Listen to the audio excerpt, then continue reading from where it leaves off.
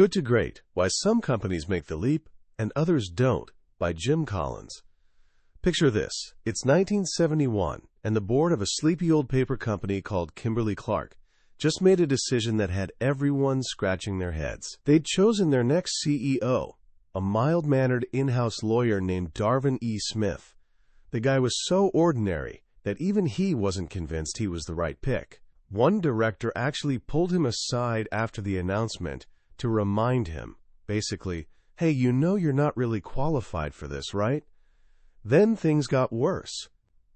2 months in, doctors hit him with devastating news: nose and throat cancer, less than a year to live. Smith told the board, but made one thing crystal clear: he wasn't planning on going anywhere anytime soon.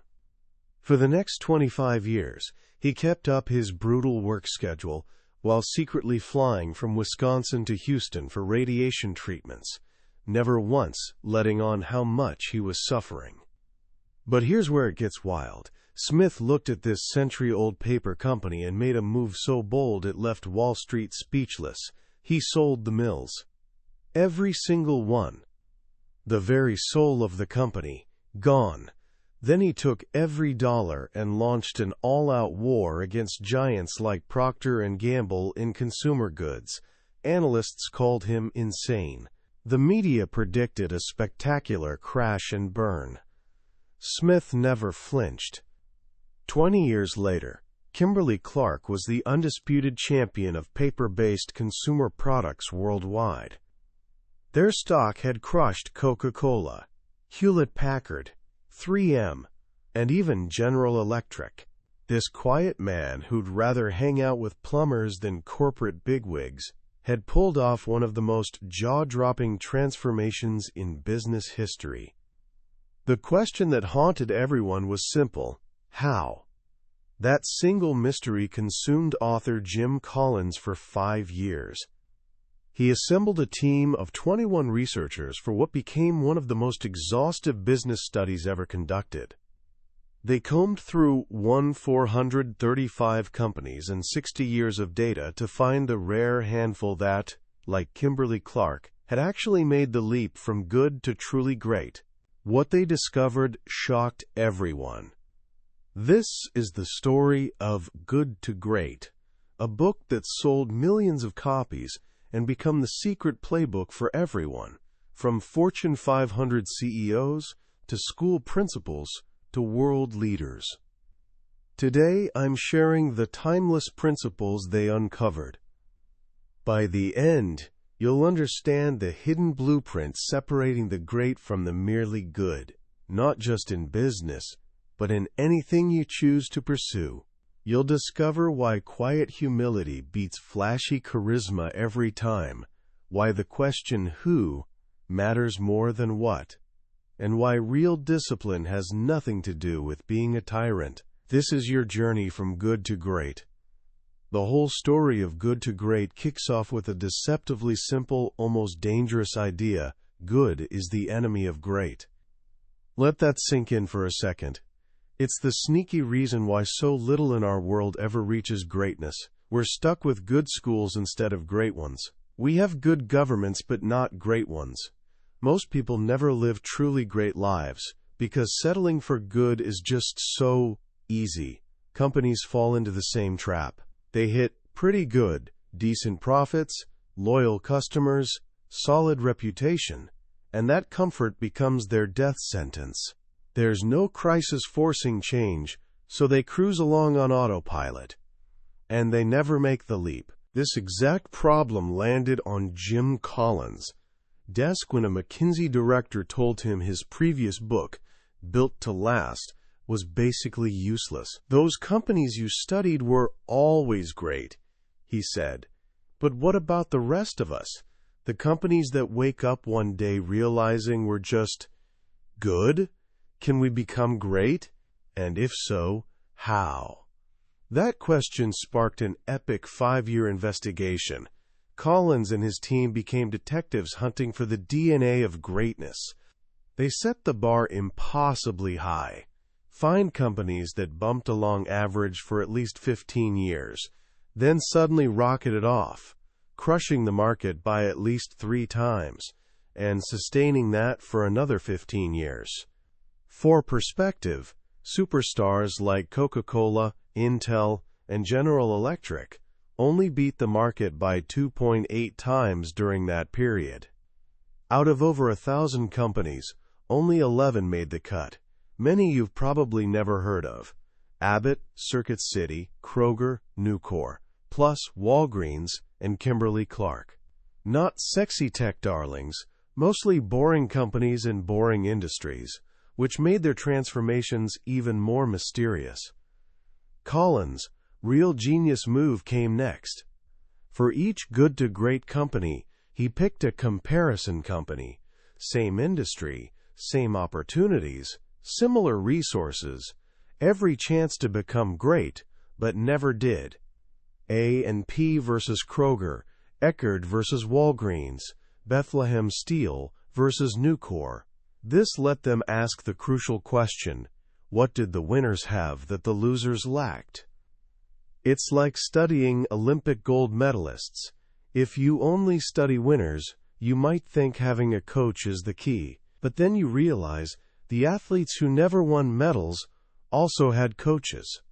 The real insight comes from figuring out what truly separates winners from everyone else. So they dove deep into the black box. They analyzed 60 years of articles, financial reports, and interviews, spent 15,000 hours coding and debating every data point. And what they found completely flipped conventional wisdom on its head. They expected greatness to start with a bold new vision or strategy. Nope.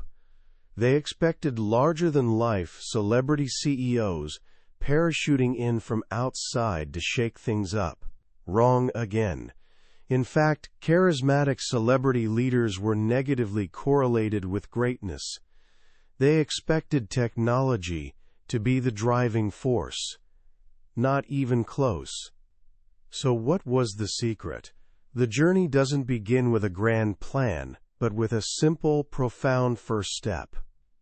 The good-to-great leaders didn't start by figuring out where to drive the bus. They started by getting the right people on the bus, the wrong people off the bus, and the right people in the right seats.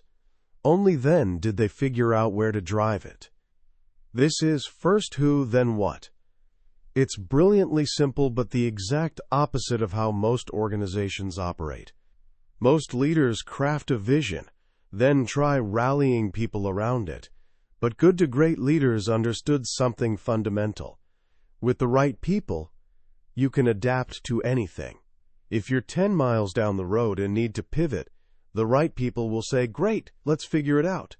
The wrong people, those only on board for the original destination, will complain and drag their feet.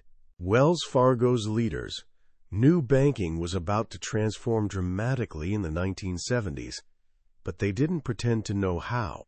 So instead of creating some rigid strategy, CEO Dick Cooley focused on one thing: injecting an endless stream of talent into the company.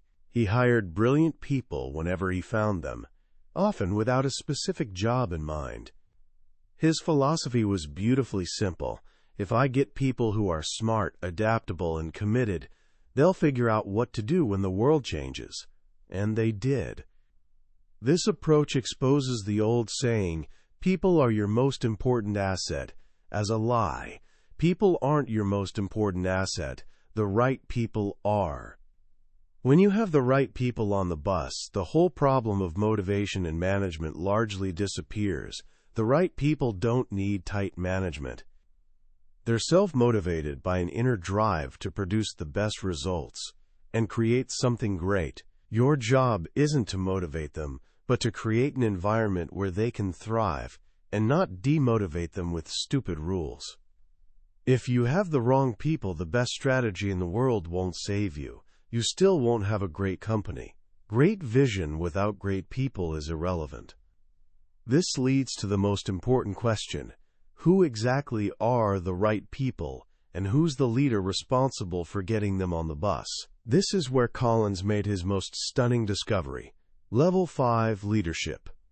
Every single good-to-great company had a Level 5 leader at the helm during its pivotal transition. These leaders weren't the flashy, egocentric celebrity CEOs plastered on magazine covers. They were the opposite: self-effacing, quiet, reserved, even shy. Collins described them as a paradoxical blend of intense professional will and deep personal humility. Think Abraham Lincoln, who never let his ego overshadow his ambition for the nation, yet possessed an iron will that carried the country through its darkest hour. Level 5 leaders were like that, ambitious, but their ambition was first and foremost for the company, not themselves. Darwin Smith from Kimberly-Clark was the perfect example. Unfashionably dressed, awkward, preferred digging holes on his Wisconsin farm to high society galas.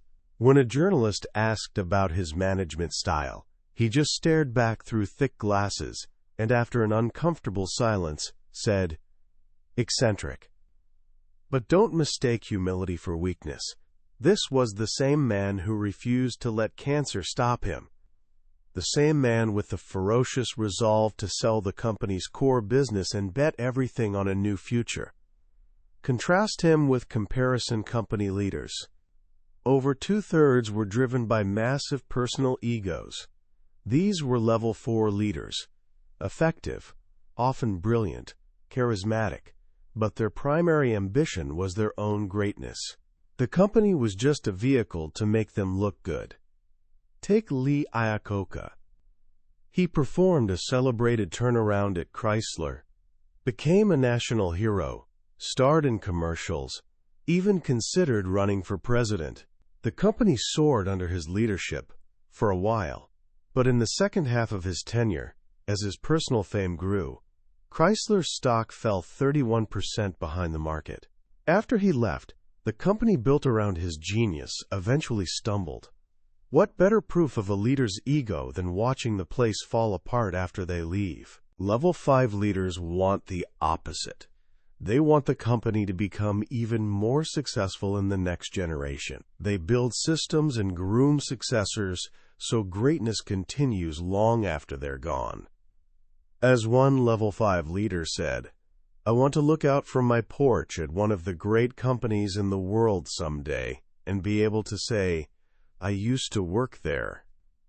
Collins captures this difference with a powerful metaphor: the window and the mirror. When things go well, Level 5 leaders look out the window to credit others, their team, their predecessors, even good luck. But when things go poorly, they look in the mirror and take full responsibility, never blaming others or bad luck. Egocentric Level 4 leaders do exactly the opposite. When things go well, they preen in front of the mirror, taking all the credit. When results disappoint, they look out the window, blaming the economy, competition, anyone but themselves. This isn't false modesty. It's deep-seated humility that lets them focus on the one thing that truly matters: building a great company. So you've got a Level 5 leader and the right people on the bus. What happens next? You can't just drive aimlessly. The next step is confronting the brutal facts of your reality while never losing faith that you'll prevail in the end. This is the Stockdale paradox. The name comes from Admiral Jim Stockdale, the highest-ranking U.S. military officer held in the Hanoi Hilton POW camp during Vietnam. He was tortured over 20 times during 8 years of imprisonment. No rights, no release date, no certainty he'd ever see his family again. When Collins met Stockdale years later, he asked a haunting question: "How did you deal with it when you were there and didn't know how the story would end?" Stockdale replied, "I never lost faith in the end of the story. I never doubted not only that I would get out, but also that I would prevail in the end and turn the experience into the defining event of my life, which, in retrospect, I would not trade." Collins was stunned. After walking in silence, he asked, "Who didn't make it out?" "Oh, that's easy," Stockdale said. "The optimists." "The optimists? How?" "They were the ones who said, 'We're going to be out by Christmas.' And Christmas would come and go. Then they'd say, 'We're going to be out by Easter.' And Easter would come and go. Then Thanksgiving. Then Christmas again. And they died of a broken heart." Then Stockdale delivered the crucial lesson. You must never confuse faith that you will prevail in the end, which you can never afford to lose, with the discipline to confront the most brutal facts of your current reality, whatever they might be. This is the Stockdale paradox, holding two seemingly contradictory ideas simultaneously: unwavering faith and brutal acceptance of reality. The good to great companies all embraced this duality. Think of Kroger in the 1970s. Both Kroger and its bigger rival A&P knew the world was changing. The old small grocery store model was dying. Customers wanted massive superstores. This was brutal truth. Kroger confronted it head-on. They decided to systematically change or replace every single store, a monumental task taking over a decade. They had unwavering faith they could become number one in America, but started by accepting the brutal truth that their entire system was obsolete. A&P, meanwhile, was like those optimists in the prison camp. They buried their heads in the sand, run by executives trying to preserve past glory, always asking, "What would our dead founder do?" When reality became too ugly to ignore, they didn't change their stores. They just slashed prices, making stores drearier and driving customers away. Kroger became a titan. A&P faded into irrelevance. Creating a climate where truth is heard is a primary leadership job. Good to great leaders did this 4 ways. 1. They led with questions, not answers. Genuine curiosity, constantly asking why to gain understanding. 2. They engaged in dialogue and debate, not coercion. Meetings were often loud and intense, but they were searching for the best answer, not imposing one person's will. 3. They conducted autopsies without blame. When mistakes happened, they analyzed them clinically to learn but didn't point fingers. 4. They built red flag mechanisms, simple tools that turned information into information that couldn't be ignored, forcing everyone to confront reality. With the right people on the bus and a firm grasp on reality, the next step is finding a simple, crystalline concept to guide every decision. Collins calls this the Hedgehog Concept. The name comes from an ancient Greek parable. The fox knows many things, but the hedgehog knows one big thing. The fox is cunning, sees the world in all its complexity, constantly devising intricate strategies to attack the hedgehog. The hedgehog is simple. He doesn't have the fox's speed or craftiness. But when the fox attacks, the hedgehog does the one thing he does better than anyone. He rolls into a perfect ball of sharp spikes. The fox, seeing this impenetrable defense, retreats. Day after day, the clever fox is defeated by the simple hedgehog. Good to great companies were hedgehogs. Comparison companies were foxes. Foxes pursued many goals at once, lurching from strategy to strategy, lacking a unifying vision. Hedgehogs simplified a complex world into a single organizing idea. The hedgehog concept isn't a goal or strategy. It's a deep understanding at the intersection of 3 circles. The first circle: what can you be the best in the world at? And just as importantly, what can you not be the best at? This is a much higher standard than, quote, core competence.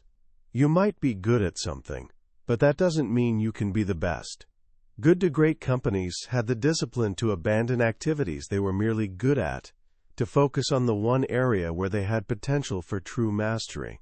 Abbott Labs realized it could never beat Merck to become the best pharmaceutical company. So even though drugs were its history, it shifted focus to creating products for cost-effective healthcare, diagnostics, and hospital nutritionals where it could dominate.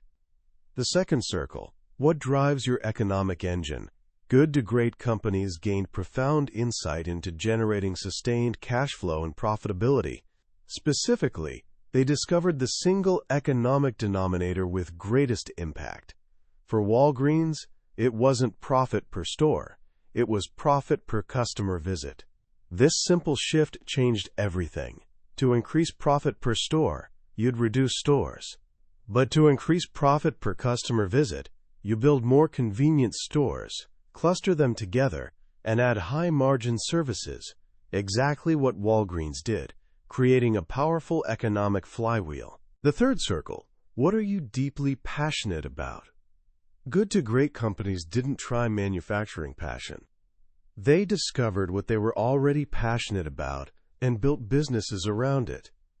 You can't fake passion. You have to do work you genuinely believe in. For Fannie Mae, it wasn't about mortgage finance mechanics. It was the passionate mission of helping people from all walks achieve the American dream of homeownership. A true hedgehog concept lies at the intersection of all three circles, the sweet spot where passion, potential for mastery, and economic driver all align. Finding this isn't a one-day event. It's an iterative process of debate and discovery that took good to great companies, on average, 4 years. But once you have it, it provides a powerful frame of reference. The challenge is no longer what to do, but what not to do. This brings us to building a culture of discipline. Many people think discipline means a grim, joyless existence. But in good to great companies, it's the opposite. It's about freedom and responsibility within a framework. They built consistent systems but gave people freedom to take responsibility and deliver results. They hired self-disciplined people who didn't need managing, then managed the system, not the people. This is crucial. Most companies build bureaucracies to compensate for having the wrong people on the bus. They create endless rules to manage the small percentage of lazy or incompetent employees. But those rules drive away the best people, which increases the need for more bureaucracy, which drives away more good people, a downward spiral. A culture of discipline avoids this by starting with disciplined people who engage in disciplined thought and take disciplined action. A culture of discipline isn't the same as having a tyrannical disciplinarian at the top. Comparison companies often had a strong dictatorial leader who imposed discipline through sheer force of will. The company would rise dramatically under their reign but collapse the moment they left, because no enduring culture had been built. Ray McDonald at Burroughs was known for his McDonald vice, intense personal pressure. The company performed brilliantly while he was there, but when he retired, it fell apart. In a true culture of discipline, people are fanatically consistent with the hedgehog concept. They're willing to, as Collins puts it, rinse their cottage cheese. This bizarre analogy comes from world-class triathlete Dave Scott, who won the Ironman 6 times. Even though he burned thousands of calories daily, he'd literally rinse his cottage cheese to get every last bit of fat off. Necessary? Probably not. But it was one more small step in a consistent program of super discipline. Good to great companies had this same fanatical diligence. They understood greatness comes from doing whatever it takes to be the best within their 3 circles. This leads to the power of a stop-doing list. Just as important as a to-do list is listing things to stop doing. Good to great companies showed remarkable discipline to unplug anything that didn't fit their hedgehog concept. They didn't launch unrelated businesses or make unrelated acquisitions, no matter how tempting. This brings us to technology's role. In an age obsessed with the latest tech trends, good to great companies had a surprisingly balanced perspective. They avoided technology fads and bandwagons. But when they found a technology fitting directly with their hedgehog concept, they became pioneers in applying it. For them, Technology was never the creator of momentum. It was an accelerator of momentum. Think about Walgreens again.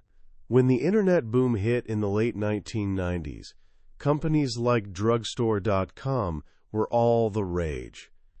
Analysts downgraded Walgreens, saying the old stodgy company would be left behind. Walgreens' stock plummeted. But instead of panicking, Walgreens leaders paused and reflected. They took a crawl, walk, run approach. First, they thought deeply about how the internet could serve their hedgehog concept of convenience. Then, they experimented, linking their website to their existing store network. You could order a prescription online and pick it up at a drive-thru. Finally, when they understood how to use it, they ran, launching a world-class website that accelerated their momentum and left pure .coms in the dust. The core lesson: technology alone can never make a company great. It can't give you a level 5 leader, get the right people on the bus, or help you find your hedgehog concept. But once you have all those pieces in place, technology can be a powerful tool to push your flywheel even faster. This brings us to the final, grand unifying idea of the entire book, the flywheel and the doom loop. Picture a giant, heavy flywheel, a massive metal disc, 30 feet in diameter, weighing 5,000 pounds. Your task is getting it spinning. You put your shoulder to it and push with all your might. For a long time, it barely moves. You keep pushing. After hours of effort, you complete one full rotation. You keep pushing. The second rotation is a little faster, then the third, fourth. Each turn builds on the work done before. You keep pushing in a consistent direction. 10 turns, 20, 50, 100. The flywheel builds momentum. Then, at some point, breakthrough. The momentum kicks in. Whoosh!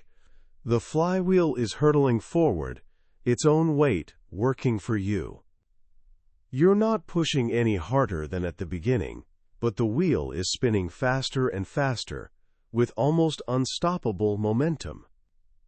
If someone asked, what was the one big push that caused this thing to go so fast, you couldn't answer. It wasn't one push, it was all of them. It was the cumulative effect of persistent effort in a consistent direction. This is what going from good to great feels like. From the outside, it might look like dramatic overnight success. But from the inside, it's a slow, deliberate process of buildup followed by breakthrough. There's no miracle moment, no single defining action, no grand program, no killer innovation. It's the quiet, relentless process of pushing the flywheel, turn by turn. Each concept we've discussed is another push on that flywheel. A level 5 leader gets it started. Getting the right people on the bus is a push. Confronting brutal facts is a push. Figuring out your hedgehog concept gives pushes a consistent direction. A culture of discipline keeps everyone pushing. And technology accelerates the flywheel once it's already spinning. When you get the flywheel turning, something magical happens. People see tangible results, feel momentum building, and line up enthusiastically to throw their own weight behind it. The problems of alignment and motivation just melt away. People want to be part of a winning team. Comparison companies, in contrast, were stuck in the doom loop. Instead of patient build-up, they tried skipping right to breakthrough.